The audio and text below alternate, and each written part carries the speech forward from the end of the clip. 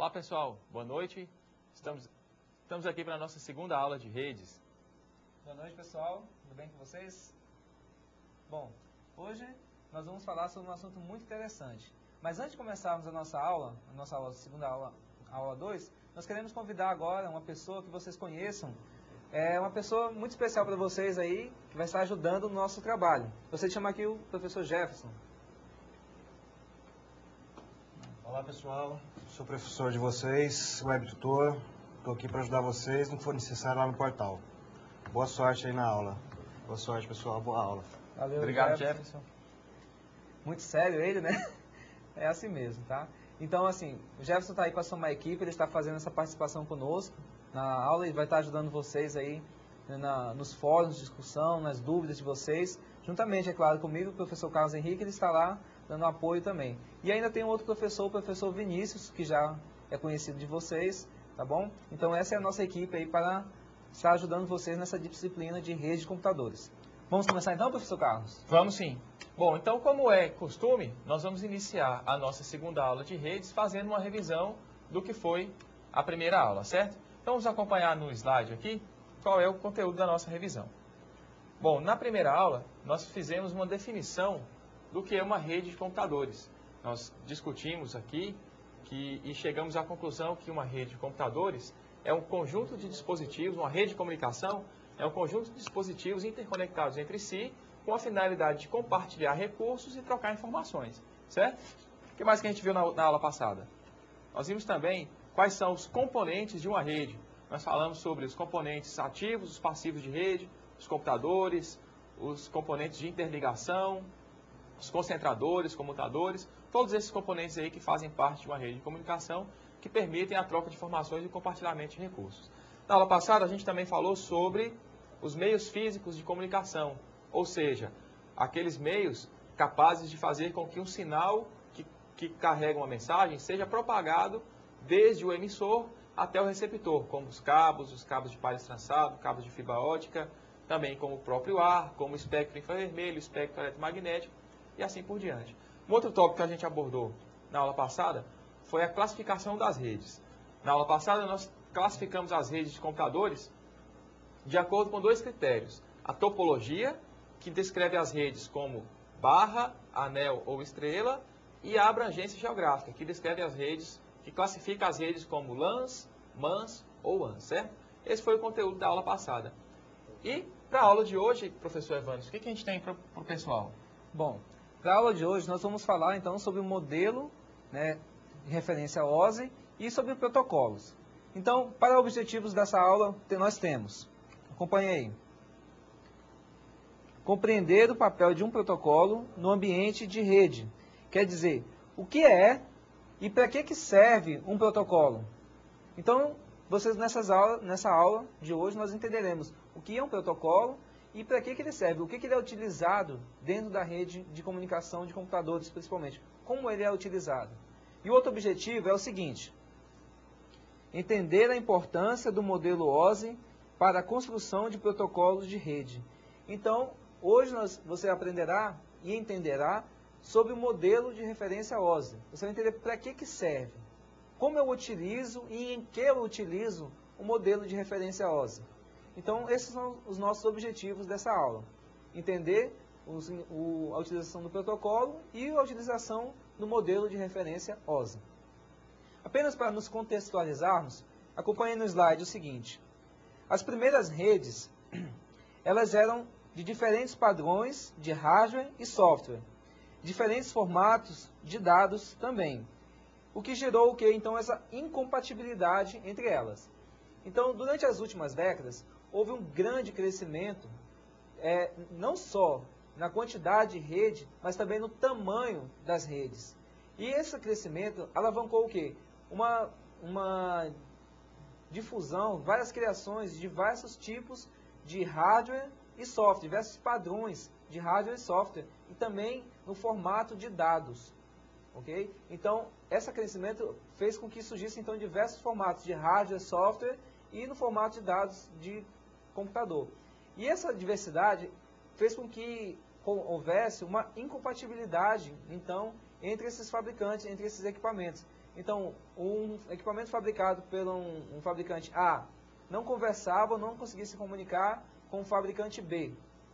Ou um fabricante C também não conseguia comunicar com nenhum dos dois. Então, isso obrigava, de certa forma, o quê? Aqui os empresários, os donos da empresa, ao dono da rede, adquirisse o quê? Uma única solução, uma solução padrão, de adotar, de repente, um mesmo fabricante. Se ele quisesse que, de repente, o computador A e B se comunicassem, ele teria que adotar todos os equipamentos de um mesmo fabricante, porque aí eles conversariam a mesma língua, eles conseguiriam se comunicar. Ok? Um exemplo aqui, que vocês podem acompanhar no slide, é o seguinte. Nós temos uma rede A e B. Na rede A aqui, ó, todos os computadores, entre eles, conseguem se comunicar. Na rede B, idem, esse cabeamento em vermelho que você está vendo. Mas, e se eu quisesse realizar a comunicação entre essas duas redes aí distintas? O que eu teria que fazer? Bom, nesse contexto aí, de ter que comunicar duas redes diferentes, para mim fazer essa interligação, essa comunicação, entrou em funcionamento aí uma entidade muito importante, que é a ISO. Acompanhe no slide. A ISO é a International Organization for Standardization, certo? Ou Organização Internacional para Padronização. Qual foi o papel, então, da ISO nesse contexto de padronização aí? Ela realizou uma pesquisa em diversos padrões de equipamentos fabricados, de software, de hardware. Então, após essa pesquisa em diversos padrões de hardware existentes, o que ela fez? Ela detectou que havia necessidade de se criar um modelo único, um modelo padrão de comunicação, para que pudessem, em equipamentos distintos, todos trocarem informações. Porque senão você teria aquele problema no qual nós falamos há pouco, que tem que adotar somente um fabricante. Dessa forma, você poderia ter um equipamento da empresa A, um da empresa B, um da empresa C, e todos eles conseguiriam aí se comunicar. Bom, Evanderson, então a gente pode dizer que o que a ISO fez foi simplesmente organizar essa bagunça toda que era a comunicação entre redes diferentes. Isso mesmo. A ISO ela veio para isso. Ela veio para quê? Acompanhando o slide aí. Para definir, então, um padrão de interoperabilidade. Certo? Ela veio definir, então, né, professor Carlos, ela definiu uma maneira de comunicação. Como cada computador, por exemplo, se eu quero fabricar um equipamento aqui, um equipamento A, que serve, por exemplo, um roteador. Eu quero fabricar um roteador, ela vai me dizer todos os passos que eu devo seguir para que esse roteador que eu fabrique possa se comunicar com computadores que outra empresa fabrica, por exemplo, a IBM ou a Intel. Então, eu teria que seguir esses padrões para garantir que o meu equipamento poderia se comunicar com qualquer outro. É verdade. Então, o que foi que a ISO fez? Na verdade, ela definiu esse padrão, ela fez essa pesquisa entre os dispositivos e os padrões de comunicação existentes e detectou que existia uma maneira possível de permitir que equipamentos de empresas, de fabricantes diferentes pudessem se comunicar, certo?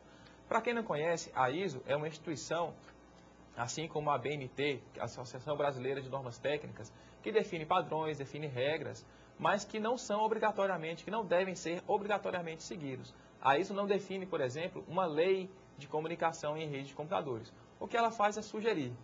Por exemplo, quem já ouviu falar do certificado ISO 9000 ou ISO 9001? São certificados de qualidade. Significa o quê? Uma empresa que possui o certificado ISO 9000 significa que ela está adequada às normas de qualidade, aos padrões de procedimento adotados pela instituição ISO, pela instituição internacional para padronização, certo? Foi isso que a ISO fez. Como resultado desse estudo que a ISO fez sobre as redes de computadores, o resultado disso foi um modelo de referência, ou seja, um guia, como se fosse, como o professor Evanes falou, um guia para a construção de protocolos de comunicação, de maneiras de comunicação em rede, e um guia para construção de equipamentos de hardware para atuar em rede de computadores. Como a gente pode ver aqui no slide, esse modelo foi chamado de modelo OSI. O modelo OSI, que vem de Open System Interconnection, ou interconexão de sistemas abertos, é uma definição de padrões de computadores de comunicação em redes, ou seja, é uma definição de padrões que provém meios para que redes diferentes possam trocar dados, certo? Então, o modelo OSI é uma referência se um determinado fabricante quer construir um novo componente e ele utiliza o modelo OSI como referência, provavelmente esse novo componente de rede vai poder se comunicar com componentes de outros fabricantes que utilizam também o modelo OSI como referência, certo? Agora é importante que a gente observe o seguinte, vamos acompanhar aqui. É importante que a gente observe que o modelo OSI não é uma classificação. A gente não pode classificar uma rede como OSI 01, OSI 02 ou OSI AB, nada disso. O modelo OSI é uma referência, você não classifica redes através do modelo OSI. Outra coisa, o modelo OSI não é uma regra, ou seja, não existe uma lei que obrigue ninguém a criar um dispositivo de acordo com as normas definidas pelo modelo OSI. Não existe essa regra, não é uma regra. Porém, é um padrão que vem sendo seguido, certo? Que está bem em vigência no mercado desde que foi criado. Então, o modelo OSI, ele é um modelo para descrição de redes. Como assim? Como um modelo para descrição de redes? Por exemplo, se existe uma determinada rede de computadores, você pode descrever essa rede de acordo com as especificações contidas no modelo OSI, certo? Então, não é uma regra, não é uma classificação, é uma forma de descrever a comunicação de redes de comunicação em termos de software e em termos de hardware, certo? Muito bem. Antes de prosseguirmos, nós temos que entender um seguinte detalhe. Vamos rever o conceito de rede de computadores? Vocês lembram aí o que significa, o que é uma rede de computadores? Rede de computadores é um conjunto de equipamentos interconectados, ou seja, é um sistema no qual os dispositivos estão todos interligados uns aos outros, distribuídos o quê? Geograficamente. Pode estar em todos numa sala, podem estar em prédios distintos, em países distintos. Então eles são distribuídos geograficamente com a finalidade de compartilhar dados e recursos. Ok? Então isso é uma rede de computadores. Vocês têm que ter em mente sempre isso. Outro conceito importante é host ou nó. Host ou nó é um equipamento conectado à rede. Então toda vez que nós falarmos que depende de um nó, se um nó da rede falhar ou faz a conexão entre dois hosts diferentes, nós estamos falando de um equipamento, de um dispositivo, então, ligado a essa rede de computadores. Então, a rede de computadores são esses conjuntos de nós, de hosts, certo? Um interligado ao outro, com o objetivo de compartilhar dados. Então, vamos ao nosso próximo conceito. E esse é muito importante. Protocolos. Tenho certeza que a maioria de vocês já ouviram falar sobre protocolos, não é verdade? Em diversas situações, principalmente quando se trata em Senado Federal, eles falam quebra de protocolo, ou existe um protocolo para fazer isso, para fazer aquilo. Então vamos entender agora o que serve um protocolo, o que é um protocolo, e esse é o nosso objetivo dessa aula. Protocolo é um padrão que possibilita a comunicação entre os nós, ou seja, é uma linguagem utilizada pelos hosts. Olha, observe já a nossa palavrinha aí que nós vimos o conceito, pelos hosts, para trocar o quê? Dados. Então, o protocolo é como se fosse uma linguagem, como se fosse um idioma que o equipamento, que os hosts, que os nós vão utilizar para quê? Para se comunicarem uns com os outros. Por quê? Quando cada fabricante criava o seu próprio protocolo, sua própria linguagem, quando esse equipamento do fabricante A tentava se comunicar com um equipamento de um fabricante B, o idioma falado pelos equipamentos eram diferentes. Então, por isso, eles não conseguiam o quê? A interoperabilidade, eles não conseguiam se comunicar, trocar dados e informações, que é o princípio de uma rede de computadores.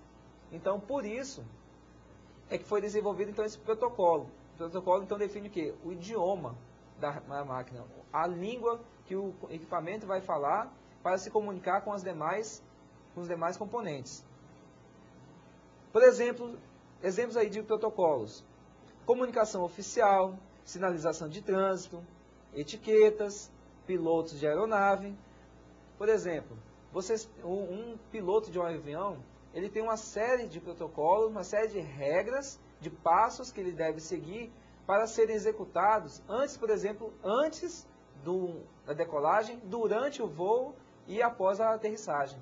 Então ele tem uma série de condutas, de normas que ele deve obedecer e de comunicações, troca de informações entre ele e a torre para que o voo seja seguro, para que consiga executar então esse voo. Outro exemplo bem clássico de protocolo é quando você pega um telefone. Quando você liga para a pessoa, ela atende como? Alô. Aí do outro lado a pessoa fala, alô, aqui é... Aí você fala seu nome. Isso é um protocolo. São medidas pré-estabelecidas para se comunicar, antes de haver a comunicação. Então ninguém fala assim, pega o telefone e já atende. Sim, fala. Geralmente você vai atender o telefone, alô, a outra pessoa do outro lado responde alô, se identifica e aí então começa o processo de troca de informações. Ok? Então o protocolo, a finalidade dele é permitir comunicação, enviar e receber dados em rede. Então, um protocolo de rede é definido como um padrão que possibilita a comunicação entre os nós. Tá certo? Então, não esqueçam da função do protocolo, que é muito importante dentro de uma rede aí. Protocolos resolvem que tipos de problemas? Eles resolvem problemas de quem usa o meio físico e qual a forma de escalonamento. Por exemplo, normalmente numa rede de computadores, todos os computadores que estão interligados, eles utilizam o quê? O mesmo cabeamento. Então, quando todos querem, como todos eles estão se comunicando ao mesmo tempo, eles precisam trocar também informações ao mesmo tempo. Quando um se comunica, os outros não podem se comunicar, eles devem esperar. Então, o cabo tem que ficar disponível somente para aquela máquina que está fazendo a comunicação. Então, tem que esperar acabar a comunicação, a troca de informações, para então a outra máquina poder fazer a transmissão.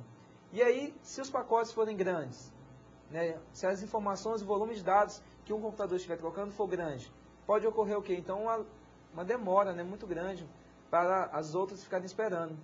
Então, o que uma solução do protocolo faz? Ele gerencia esse tipo de situação. Ele faz o quê? Ele vai particionando, ele quebra os pacotes, a informação em vários pedaços, de forma que possa ser mais rápida essa comunicação. Então, ele transfere uma parte do pacote, aí o outro transfere, aí o outro envia outra parte, aí o outro transfere, e assim vai. Então, ele gerencia, ele escalona essa transferência aí de dados. Então, o protocolo ele serve também para resolver esse tipo de problema que há dentro de uma rede aí. Bom, Evandro, então a gente pode dizer que os protocolos fazem parte do software, né, do aspecto de software de uma rede de computadores. Isso mesmo. Então, a rede ela é composta de hardware, software e pelas pessoas. Né? Então, os protocolos fazem parte dos componentes de software que controlam a comunicação em rede de computadores, certo? O modelo OSI, ele descreve as redes de computadores em termos de hardware e em termos de software, certo? Então, dessa maneira, ele inclui também uma descrição a respeito dos protocolos. Vamos acompanhar aqui no slide essa definição. Então, o modelo OSI, ele define camadas, certo? Como assim o modelo OSI define camadas? A comunicação entre dois hosts, ela pode acontecer em diversos níveis. Por exemplo, se existem duas pessoas conversando por um programa de mensagens instantâneas, por exemplo, o MSN Messenger, a mensagem que você envia para a pessoa, aquilo é um aplicativo. Então, aquela mensagem que você digita e envia para o seu comunicador, para o seu receptor, ela é uma aplicação, é um dado que o usuário informa para o computador.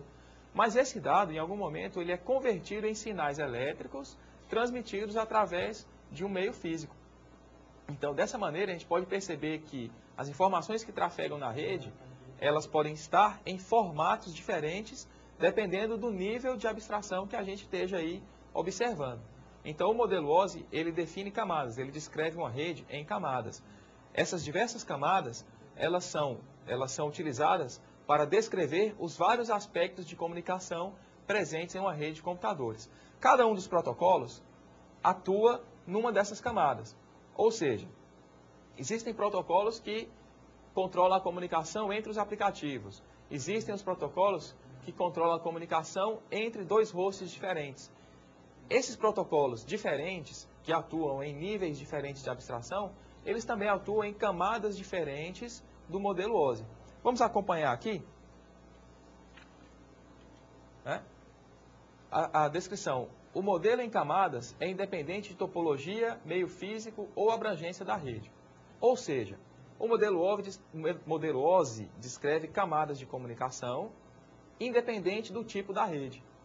Dependendo de como a rede estiver montada, ela vai se enquadrar numa descrição. Dependendo de em qual ponto da comunicação um determinado protocolo atua, ele vai ser enquadrado numa determinada camada descrita pelo modelo OSI. Vamos ver quais são essas camadas? Então, o modelo OSI, ele descreve 7 camadas. A camada de aplicação, a camada de apresentação, a camada de sessão, camada de transporte, a camada de rede, a camada de enlace e a camada física, certo? Então, o modelo OSI define 7 camadas. Evandro, por que será que são 7 camadas? Boa pergunta, né? 7 camadas. Por que, você já se perguntou por que 7? Né? Na Bíblia, 7 significa excelência da perfeição. 7 dias foram... Deus descansou no 7º dia, mas por que 7 nas camadas? Por que foi esse número mágico que foi escolhido? Nós veremos agora. Por que 7? 7 está diretamente ligado com gerenciabilidade e desempenho. Por quê? Porque se fossem menos camadas, o que iria acontecer? Significaria que algumas camadas ficariam sobrecarregadas de funções, o que tornaria o que mais lento, ficaria mais difícil de se implementar.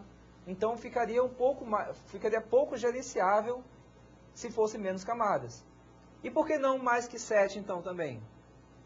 Por quê? Se tivesse muitas camadas, aí ficaria a questão de difícil de gerenciar tantas camadas. Seriam muitas camadas para se gerenciar, a implementação também seria difícil. Então 7 foi um número encontrado de bom tamanho entre os termos. Nem vai sobrecarregar muitas camadas e nem ficariam também muitas camadas para serem gerenciadas. Então por isso foi adotado essa quantidade em 7.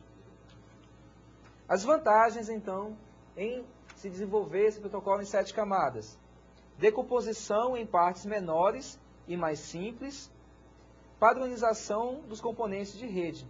Então, você pode decompor, ele decompõe o quê? Em partes, a comunicação em partes menores.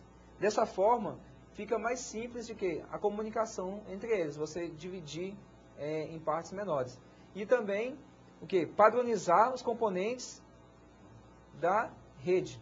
Vantagem de camadas. Mais vantagens aqui. Possibilita a comunicação entre diferentes tipos de hardware e software. Outra vantagem. Facilidade de manutenção. Outra vantagem. É de mais fácil aprendizado.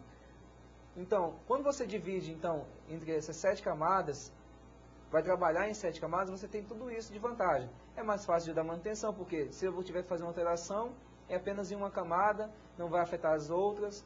Se eu tiver que entender o funcionamento de um protocolo, mais facilmente eu entender em divisões, eu agrupo funções específicas em cada uma das camadas, então é mais simples também de aprendizado aí. É verdade, professor Evandro. Se a gente for observar bem, imagina o quão seria difícil criar um programa que, além de tratar os dados, além de cuidar dos bancos de dados, fizesse a comunicação entre 2 equipamentos distantes. Né? Seria bastante difícil criar esse tipo de aplicativo. Com esse modelo OSI, com essa descrição através do modelo OSI em 7 camadas, a gente consegue criar programas, criar aplicativos que atuam em apenas uma camada. Fica mais fácil o trabalho até dos programadores, certo? Então, nessa aula de hoje, nós vamos falar brevemente sobre cada uma das camadas. Nós já apresentamos as 7 camadas, então vamos falar de maneira breve aí a função de cada uma das camadas. Vamos acompanhar então. A primeira camada que nós vamos falar é sobre a camada física. A camada física, ela define as especificações elétricas, mecânicas, funcionais e os procedimentos para ativar e manter o link físico entre os hosts. Ou seja, a camada física é aquela camada que atua no meio físico de comunicação, certo? É aquele padrão que vai especificar como será mantida uma comunicação eletromagnética entre os 2 hosts. Por exemplo, se for uma rede sem fio, a camada física ela vai descrever como as antenas vão se comunicar. Se for uma comunicação através de fibra ótica, a camada física vai dizer como os sinais serão transmitidos. Se for uma comunicação por cabo de par trançado, por exemplo, na camada física serão especificados como será feita a transmissão do sinal, a propagação do sinal através daquele cabo, certo? Vamos passar para a próxima. A próxima camada é a camada de enlace.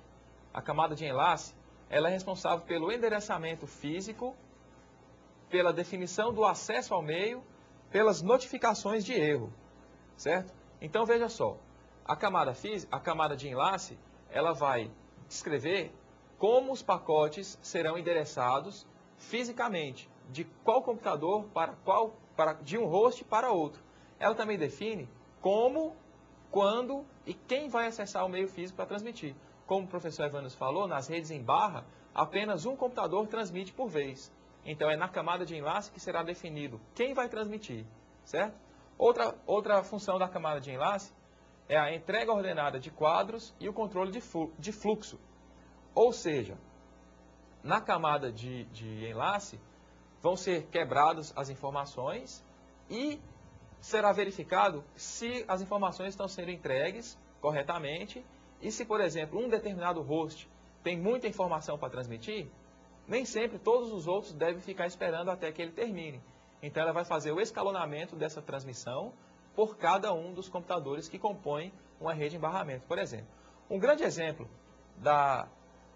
de protocolo que atua na camada de enlace é o protocolo CSMA-CD, que seria a sigla para Carrier Sense Multiple Access with Collision Detection. Ou seja, esse protocolo ele define regras de transmissão em redes barramento Ethernet. Como que ele funciona?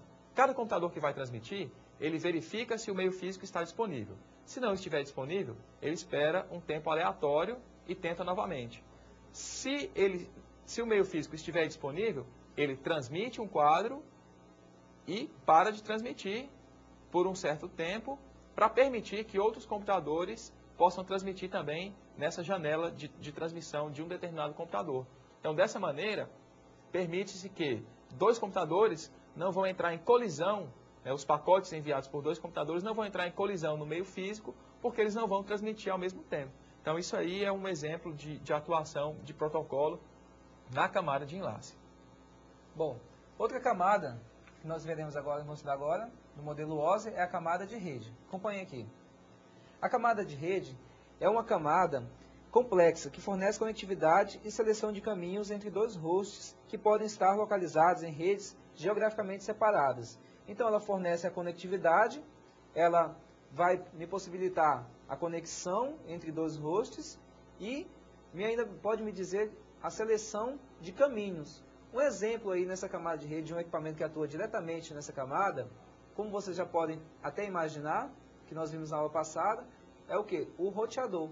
O roteador é um equipamento que atua diretamente nessa camada. Ela fornece a ligação entre um computador que está, uma ligação que está de um computador, por exemplo, do meu computador com um computador que está na internet. Ele é que vai fazer essa conectividade aí e vai selecionar o que? No meio do caminho e vários caminhos a tomar até que o meu computador consiga se conectar ao outro. Então, a camada de rede, ela tem essas funções aí específicas. Fornecer conectividade e seleção de caminhos aí. Outra função da camada de rede é uma única rede ou redes diferentes ou dispersas. Então, ele faz a conectividade, como eu falei, né, em uma única rede, entre computadores em redes comuns ou redes distantes. Um exemplo também na camada de rede é o protocolo chamado IP, que é o Internet Protocol, que combinado com o TCP, né, é o protocolo padrão utilizado para comunicações na internet. Bom, professor Evandro, então o protocolo IP ele pode ser usado junto com o protocolo TCP. Mas aí o TCP já é o protocolo da camada de transporte, né? Então vamos falar exatamente sobre essa camada de transporte. Então a camada de transporte ela é responsável pela segmentação dos dados e controle de transferência. Ou seja, todos os dados que são transmitidos quando ele passa pela camada de transporte, a informação ela é quebrada em pequenos pacotes. Cada um desses pacotes vai ser transmitido de maneira independente. Ou seja, se você tem um dado, uma informação muito grande para ser transmitida, muitas vezes essa informação ela demoraria muito e ocuparia a rede por muito tempo, ocuparia a interface de rede por muito tempo. Então essa informação ela é quebrada em pequenos pacotes, cada um desses pacotes é enviada de maneira independente, certo? E ela também é responsável pelo controle da transmissão. Ou seja, na camada de transporte, pode-se verificar se os pacotes que foram enviados foram efetivamente entregues, certo? Então, é possível verificar se a informação, é possível confirmar se as mensagens foram entregues para o host de destino. Vamos ver mais sobre a camada de transporte. Na camada de transporte, nós também podemos implementar a qualidade de serviço e a correção de erros. Na camada de transporte, a gente pode verificar, por exemplo, a taxa de transferência, se está alta ou se está baixa, para implementar a qualidade de serviço, e também podemos corrigir erros. Por exemplo, a retransmissão de pacotes. Se uma mensagem grande é quebrada em diversos pacotes pequenos, enviados independentemente, se por alguma razão um desses pacotes não chegar ao destino, através do controle de transmissão que é efetuado na camada de transporte, a gente pode permitir que esses pacotes sejam reenviados. Os pacotes que não foram entregues sejam reenviados de maneira que a informação não chegue no host de destino com algum tipo de erro. Então, através do controle de transmissão e da segmentação dos dados, a gente consegue implementar a qualidade de serviço e controle de erros na comunicação. Nós temos aí um exemplo clássico de protocolo que atua na camada de transporte, que é o protocolo TCP, que é a sigla de Transmission Control Protocol. Então, o protocolo TCP é um protocolo orientado à conexão, ou seja, ele controla, ele assume que a comunicação entre os dois hosts é segura, é confiável e é estável. Então, ele é utilizado em conjunto com o protocolo IP para transmitir dados entre redes diferentes de computadores. Então, o protocolo TCP ele é um protocolo de controle de transmissão, um protocolo muito utilizado que serve de base para a criação de diversas aplicações. Um outro exemplo é o protocolo UDP, o User Datagram Protocol.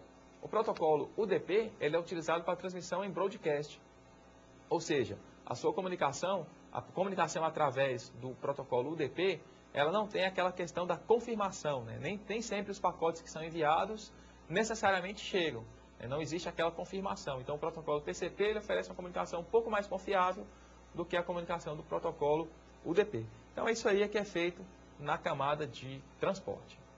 Bom, a outra camada agora que nós estudaremos é a camada de sessão. Vamos ver o que a camada de sessão estabelece. A camada de sessão, ela é responsável pela sincronização de diálogos aí. Ela é responsável por sincronizar o quê? Por gerenciar os diálogos da camada de apresentação.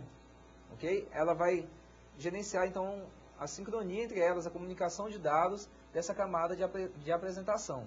Ela é responsável também pela gerência de sessões. O que ela vai gerenciar? Como assim ela gerencia a sessão? Ela é responsável por estabelecer a conexão entre os dois hosts. Ela vai gerenciar essa sessão enquanto ela estiver ativa e vai também encerrar essa conexão. Então, quando eu tenho dois hosts tentando se comunicar, a camada de rede vai me linkar, vai fazer a conexão física para mim, entre esses dois, vai dizer qual caminho eu devo tomar, mas na hora que eu precisar conversar entre as duas, a camada de sessão é que vai ser responsável por estabelecer essa troca de informações. Outra função da camada de sessão, que nós vimos aí, é a gerência de trocas de dados. Outra função ainda dela é manter um link virtual entre os dois hosts. Então, a camada de sessão, ela vai o quê? Ela vai gerenciar um link de comunicação entre dois hosts. Ela vai estabelecer, até a partir da camada de rede, ela estabelece a sessão, gerencia a troca de dados que está havendo entre eles e encerra a conexão. E ela também ainda mantém ativa e sincronizada as conexões da camada de apresentação.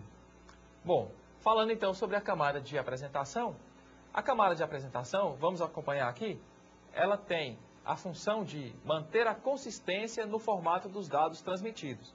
Ou seja, a camada de apresentação, ela faz com que, quando um host recebe informação, ela faz uma tradução de maneira que a aplicação que vai usar aqueles dados, de maneira que aqueles dados estejam no formato correto para que a aplicação que vai usar aqueles dados possa utilizá-los de maneira correta, certo? Então, a camada de apresentação aparentemente simples, ela cuida disso, de manter a consistência no formato dos dados que são transmitidos, certo? Bom, a camada de aplicação. Qual que é a função dela? A função da camada de aplicação é fornecer serviços de rede aos aplicativos do usuário. Então, a camada de aplicação, ela é que vai fazer essa interface do sistema que o usuário cria com todas as outras demais camadas e a parte física da rede que nós vimos aí. Então, ela é que vai fazer esse papel aí de meio de campo entre a minha aplicação e as conexões de rede. Outra função dela, por exemplo aqui, um exemplo de camada de aplicação. Nós temos o HTTP, o protocolo, Hypertext Transfer Protocol. Esse HTTP é um protocolo criado de transferência de texto rápido, né? Como o nome já diz, Hyper. Ele é um protocolo para transferência de textos. Muito utilizado em que vocês devem saber muito bem, né? Na hora que você está navegando na web, lá, http, você está estabelecendo ali que o browser, que o meu software, vai utilizar aquele protocolo de comunicação de transferência de texto nessa transação, na troca de informações ali. Outro exemplo é o FTP, o File Transfer Protocol, que é um protocolo de transferência de arquivos. Ele é mais voltado mesmo para fazer troca de arquivos entre hosts. Quando eu também posso usar o Internet Explorer, por exemplo, e digitar FTP, e o meu host, eu estou estabelecendo ali que o meu protocolo de transferência de dados, que eu vou usar para trocar informações entre os dois hosts, é esse protocolo de transferência rápida de dados aí. Então, a aplicação, a camada de aplicação, ela é que fornece esses tipos de serviços de rede para o meu software. No caso, o software seria o quê? O Internet Explorer. Se eu for usar um programa de FTP, essa minha aplicação vai comunicar então com a camada de aplicação. Outro exemplo nós temos aí, ainda com relação à camada de aplicação, é o Telnet, o POP3, o SMTP. O Telnet é para dar a linha de comandos, você executar comandos remotos numa máquina. O POP3 é o serviço de recebimento de e-mail, no qual você pode baixar seus e-mails de um provedor, de um computador. E o SMTP é o serviço que faz o inverso, é o serviço utilizado para envio de e-mail. Então, esses aí são outros protocolos de comunicação, no qual a camada de aplicação vai fazer essa interface junto aos softwares aplicativos. Por exemplo, o Outlook, se for para receber e enviar e-mail. No caso do Telnet, tem programas específicos para isso. Então, a camada de aplicação ela tem essa função. Aí, correto, professor? É verdade. Então, se a gente observar bem o que o professor Evanderson disse, a camada de aplicação, ela fornece o acesso aos aplicativos do serviço de rede, ou seja, ela permite que os aplicativos acessem o serviço de rede. Então, dessa maneira, a gente pode supor, então, que existe uma interação entre as camadas definidas pelo modelo OSI. Vamos acompanhar aqui no slide como se dá a interação entre essas camadas. Camadas superiores camadas inferiores oferecem serviços a camadas superiores. Ou seja, vamos dizer, então, a camada de aplicação, ela oferece serviços de rede aos aplicativos do usuário. Esses serviços de rede vão transmitir dados. Esses dados vão ter que ser formatados num determinado formato para que o outro host entenda. Quem faz isso é a camada de apresentação. Para que a comunicação aconteça, é preciso um diálogo entre os dois hosts. Quem estabelece isso é a camada de sessão. Ou seja, a camada inferior, ela oferece um serviço para a camada superior. A camada de sessão, uma vez estabelecido o diálogo, os dados têm que ser transportados. Quem oferece esse serviço é a camada de transporte. Para isso, precisa ter uma conexão de rede, ou seja, precisa saber aonde estão os hosts e qual a rota que pode ser percorrida para entregar os pacotes. Para isso, o host precisa acessar o meio físico, que é serviço da camada de enlace. Para a camada de enlace acessar o meio físico, ela precisa ter uma descrição de como esse meio físico funciona, o que é definido na camada física, certo? Então vamos acompanhar aqui. A gente precisa entender que os dados encapsulados em um host são decifrados na camada correspondente no host de destino. Ou seja, a aplicação de um lado conversa com a aplicação do outro lado. Ou seja, no host A, por exemplo, a camada de aplicação conversa com a camada de aplicação do outro lado e assim sucessivamente. É isso mesmo, confere, Evanderson? Confere, professor. Então, como o professor Carlos bem disse, cada camada em um host vai se comunicar com a camada imediatamente correspondente do outro host. Nós podemos acompanhar um exemplo disso agora na apresentação aqui. Nós temos ali, a camada de aplicação se comunica com a camada de aplicação do host B. A apresentação do host A se comunica com a camada de apresentação do host B e assim vai até chegar na camada física. Então, ambos as camadas, entre cada um, se comunica diretamente com o outro. Por que tem que ser assim? Porque cada camada é que sabe que informações ela precisa. Uma camada de transporte talvez não tenha a mesma informação que a camada de seção vai necessitar. Certo? Então, cada camada carrega a informação necessária para aquela determinada camada. Apesar de ter que passar por todas elas, como o professor Carlos escreveu a comunicação, ela, somente quando chegar nessa camada específica, é que ela vai poder retirar as informações que ela necessita e passar adiante então a informação. Então, cada camada se comunica com a camada imediatamente do outro lado lá. A transmissão de dados dentro do protocolos, entre cada uma dessas camadas, elas possuem cabeçalho e dados diferenciados. Então, a partir do momento que eu vou descendo da camada de aplicação, apresentação, sessão, cada camada daquela, ela vai colocando um cabeçalho e um formato de dados específico da sua camada. Ok? Até chegar ao meio físico no qual ela é transferida. A partir do momento que chegou do outro lado, esses cabeçalhos, esses dados vão sendo decompostos e vai se subindo a comunicação às camadas superiores, aí, como foi bem exemplificado pelo professor Carlos, e nós vamos ver um exemplo mais adiante, bem detalhado sobre isso.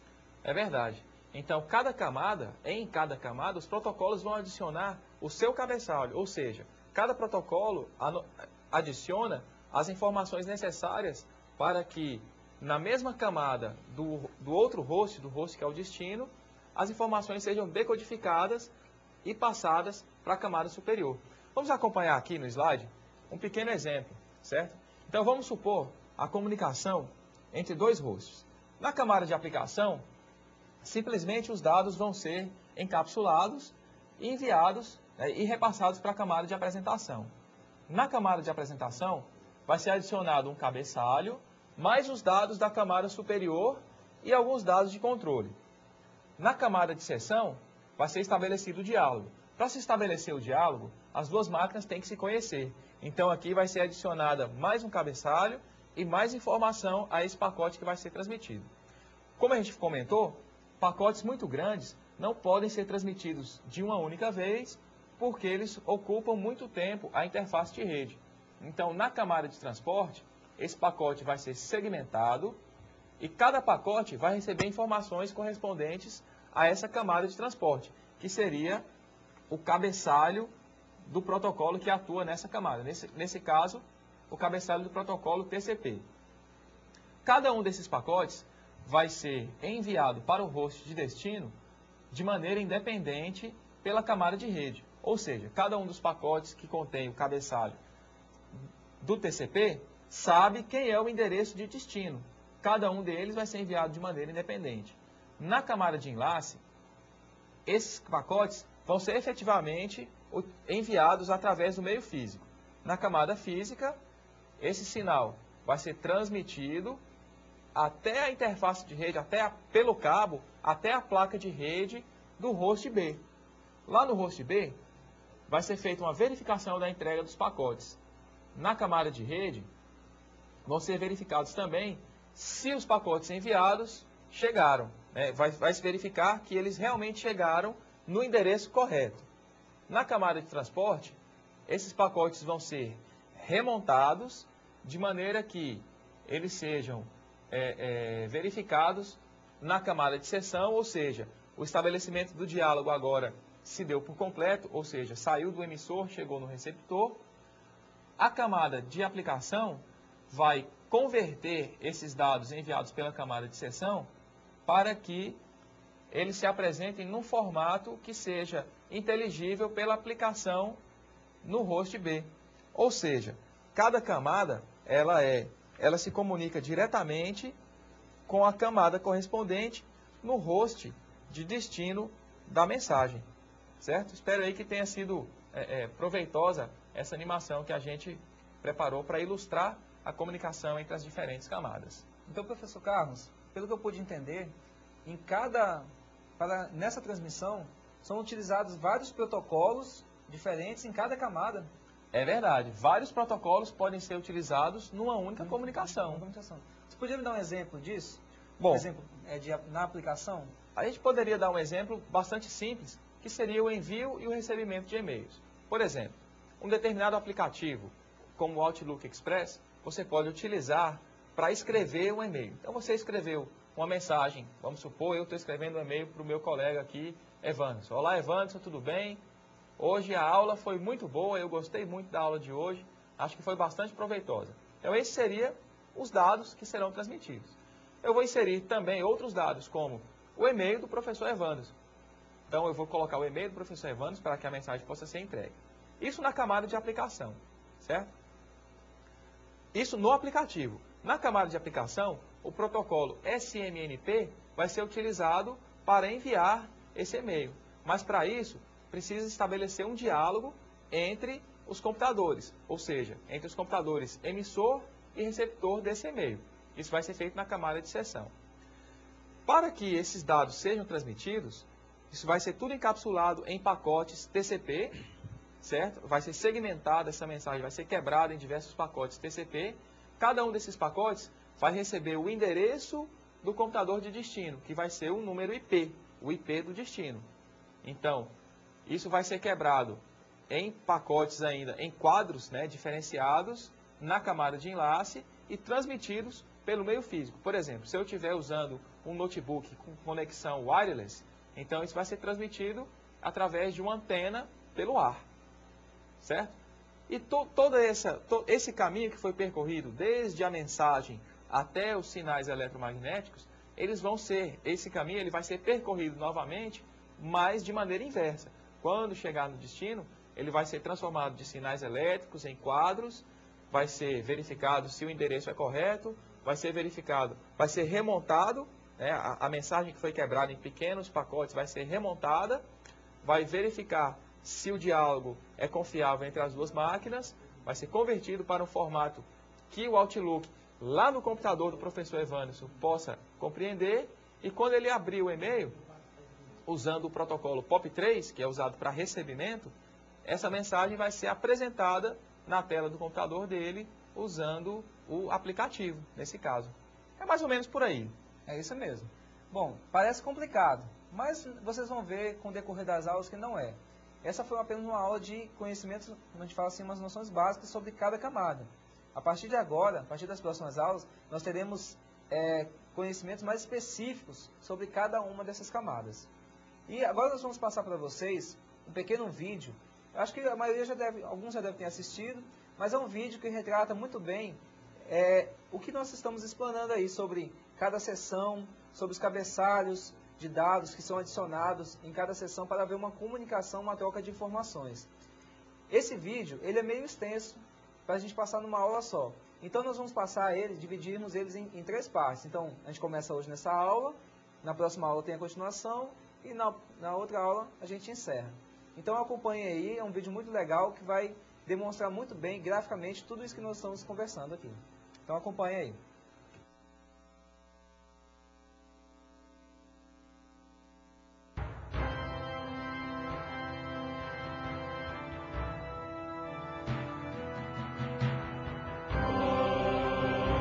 Guerreiros da Internet. IP pela paz. Estrelando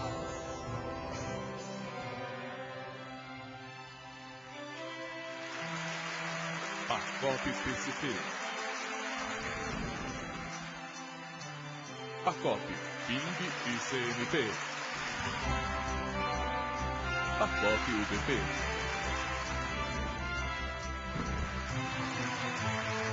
Roteador.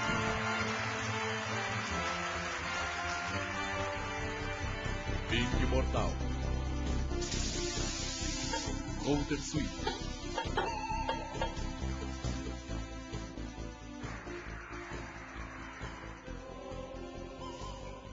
Pela primeira vez na história, as pessoas e as máquinas trabalham em conjunto tornando um sonho realidade. Uma força agregadora que não conhece fronteiras geográficas, não olha para raça, religião ou cor. Eis uma nova era, onde a comunicação verdadeiramente une as pessoas. Esta é a alvorada da internet. Quer saber como tudo funciona? Clique aqui e inicie a viagem pela internet. Bem, o que é que realmente aconteceu quando você clicou no link? Você desencadeou um fluxo de informações dentro do computador. As informações desse fluxo dirigem-se para a sua sala pessoal de correio, onde o senhor IP as empacota, rotula e despacha. Existe um limite para o tamanho de cada pacote. A sala de correio tem de decidir como dividir as informações e empacotá-las. A seguir, é preciso rotular o pacote IP com informações importantes, tais como o endereço de origem e o endereço de destino, e de que tipo de pacote se trata.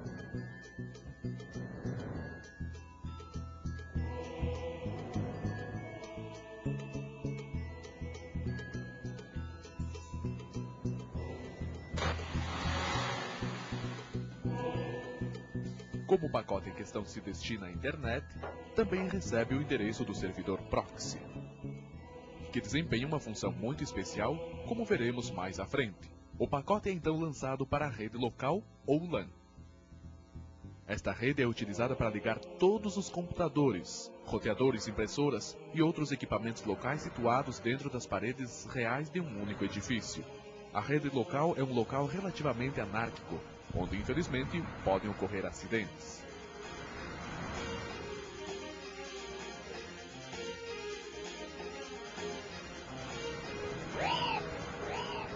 A autoestrada da rede local está repleta de todos os tipos de informações. Há pacotes IP, pacotes Novell, pacotes AppleTalk, que vão na contramão como costume.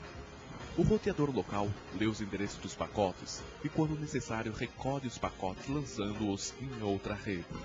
O roteador é um símbolo de controle num mundo aparentemente desorganizado.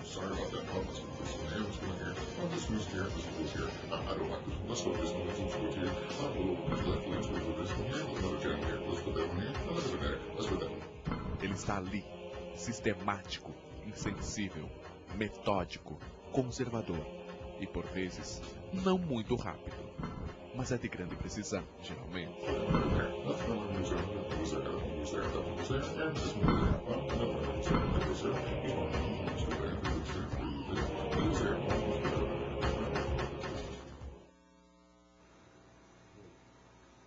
E aí, pessoal, gostaram do vídeo? Muito legal, né? Vocês viram aí que tem a divisão dos pacotes, quando ele vai descendo lá, cada um ele vai recebendo uma etiquetazinha, conforme ele vai avançando, vai sendo jogado aí dentro da rede. Vira já o papel ali do roteador. Então nós já temos mais dois vídeos ainda, a continuação, mais duas partes ainda desse vídeo, então não percam aí. Então na aula de hoje, nós vimos sobre os protocolos de comunicação. Nós vimos que o protocolo, ele é o quê? Ele é uma linguagem que é utilizada, né, pode ser entendido como um idioma, que é utilizado pelos computadores e equipamentos para se comunicarem, para trocarem dados e informações. Nós vimos que existem diversos tipos aí de protocolos aí já exemplificados. Por exemplo, temos o TCP/IP, temos o protocolo AppleTalk, que é utilizado muito por computadores da Macintosh, temos IPX, NetBEUI, são protocolos já menos utilizados, que o TCP/IP ele é o mais comum hoje nas redes locais, é o padrão da internet, mas então nós temos diversos aí protocolos que ainda são utilizados. Nós vimos também sobre o modelo OSI, modelo de referência OSI. O modelo de referência OSI, nós vimos que ele não é um protocolo, mas ele traz informações, é como se fosse uma receita de bolo para a criação de protocolos aí. Se você quiser criar um protocolo seu, você quiser programar e criar um protocolo, você pode fazer. Você segue os modelos, o modelo de referência OSI, você pode ter então aí a possibilidade que seu protocolo se comunique com outros equipamentos distintos aí. Bom, nós também apresentamos aí as camadas do modelo OSI, né? As camadas, que são 7 camadas. Camada de aplicação, camada de apresentação, sessão, transporte, rede, camada de enlace e a camada física. E nós ainda descrevemos como acontece a comunicação entre dois hosts de acordo com a descrição feita pelo modelo OSI nessas 7 camadas. A questão de cada camada se comunica com outro host na camada correspondente e também o empacotamento dos dados, a utilização dos cabeçalhos, dos protocolos, no empacotamento das mensagens que são transmitidas através da rede de comunicação. Certo?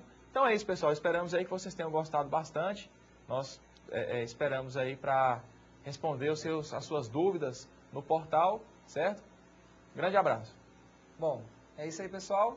Espero que tenham gostado da aula. Nós estamos lá no portal, como o professor Carlos falou, e o professor Jefferson também, que nós vamos estar tirando dúvidas, respondendo as dúvidas de vocês. Já tem material postado também lá. E à medida da semana nós vamos estar colocando mais documentos. Então, aguardando vocês para a próxima. Um grande abraço. Boa noite a todos. Até mais.